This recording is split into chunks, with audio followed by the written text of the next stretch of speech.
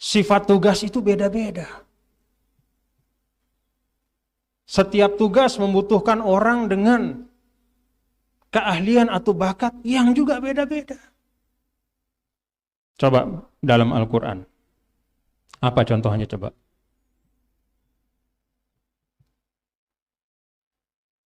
Nah, ya. Dalam surah Yusuf, ketika Nabi Yusuf alaihissalam dihadapkan kepada pemimpin Mesir waktu itu.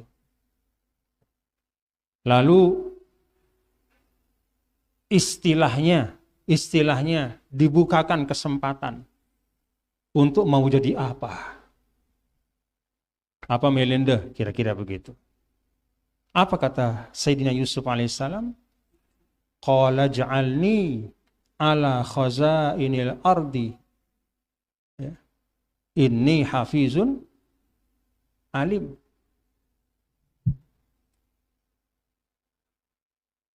Wahai raja, Pak, tempatkan saya menjadi bendahara negara. Saya ini orang yang pandai memelihara amanah dan punya ilmu untuk itu. Dalam posisi sebagai bendahara negara, kalau bahasa sekarang Menteri Keuangan yang mengatur pendapatan pengeluaran, mengelolanya dengan baik, apa yang perlu disimpan, apa yang perlu dikeluarkan, dan seterusnya, maka sifat yang diperlukan itu, inni hafizun alim, al-hifzu wal ilmu. Yaitu amanah, mampu menjaga, bisa dipercaya, orangnya amanah, berintegritas, alim, dan punya ilmu. Mengetahui cara. Tahu caranya. Itu dalam surah Yusuf. Tapi coba lihat dalam tempat yang lain ketika Allah menceritakan tentang anak Nabi Syuaib. Nah, ya. Salah satu putrinya.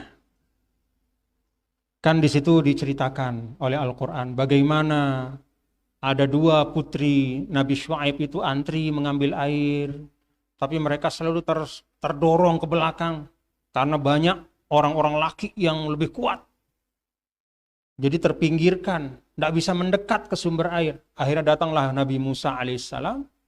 Kemudian Nabi Musa alaihissalam dengan karena betaknya belik, Nabi Musa terkenal, ya, besar, kuat.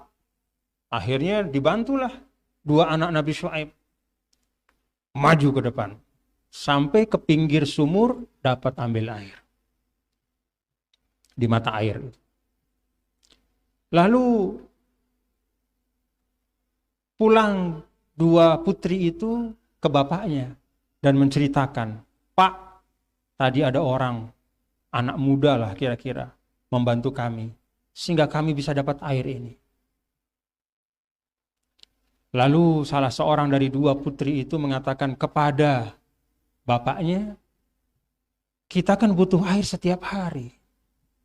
Kalau ada orang seperti itu bisa membantu, ya, sewa dia. Artinya upah dia. Jadi karyawan istilahnya.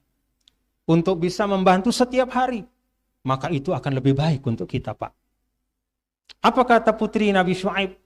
Apa? Inna khaira man ista'jartal qawiyul amin. Pak, cocok yang tadi itu. Kenapa? Khaira man ista'jarta, sebaik-baik yang orang yang pantas untuk disewa untuk tugas itu, al-qawi, yang kuat. Al-amin, dan bisa dipercaya. Karena ini anak perempuan, dua. Jadi bukan orang yang nakal. Kenapa pada saat menjaga harta negara sifatnya hafizun alim, sedangkan untuk mengurus urusan mengangkat air yang membutuhkan kekuatan fisik disebutkan qawiyul amin? Ya karena memang beda-beda tuntutannya.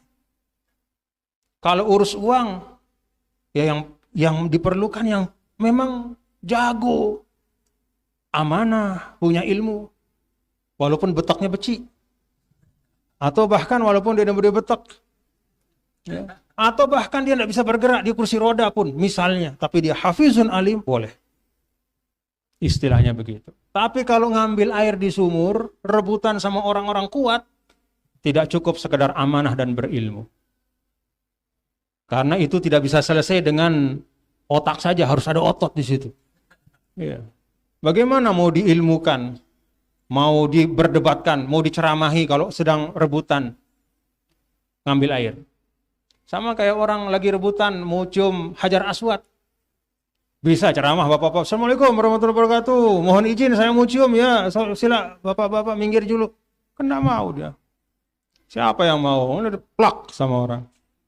Harus al-qawi. Walillahil masalul a'la. Jadi segala sesuatu itu ada muwasafat. Ada sifat karakter, ada kompetensi, ada bakat, ada ilmu, ada pengalaman, ada tenaga yang diperlukan sesuai dengan masing-masing tugasnya. Tuan Guru Haji Huda, kita suruh dia untuk menjaga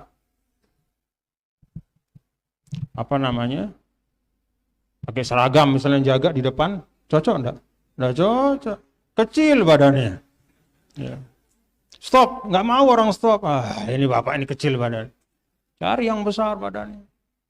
Tuan Guru Ja'far, mana Tuan Guru Ja'far? Nah, ini. Sahabat saya dari muallimin dulu. Misalnya di Ma'had yang urusan muraqib misalnya. Siapa muraqib Ma'had alan? Minal muraqib alan? Hah? Tuan Guru sedih.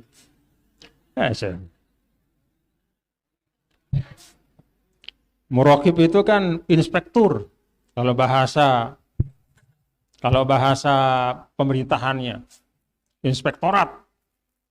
Nah, dulu misalnya saya inspektorat saya namanya Pak Ibnu Salim, namanya orang besar. Beli suaranya endah. Jadi bolehlah. Tuan Guru Zuhdi ya, misalnya. Tapi jangan salah, ya. Di dalam yang kecil itu ada himmah yang besar. Ya. Tapi yang ingin saya sampaikan, ya Bapak-Bapak Ibu, kita semua ini didudukkan, ditempatkan dalam rangkaian perjuangan itu dengan amanah kita masing-masing. Jadi jangan kita tengok teman dalam arti kan iya ndek aku misalnya, wah. Karena ukurannya di mata Allah, di mata Al-Maghfurlah bukan siapa menjadi apa, tapi bagaimana kita menjalankan amanah itu. Bagaimana menjalankan amanah itu. Maka tunaikan dengan sebaik-baiknya. Paham Bapak-Bapak Ibu nggih? Nah, semua ada tuntutannya, ada sifatnya, ada hal yang diperlukan, yaitulah yang kita, itu yang diamanahkan, lalu itu yang ditugaskan, dan tolong laksanakan tugas itu dengan sebaik-baiknya dalam ruang apapun.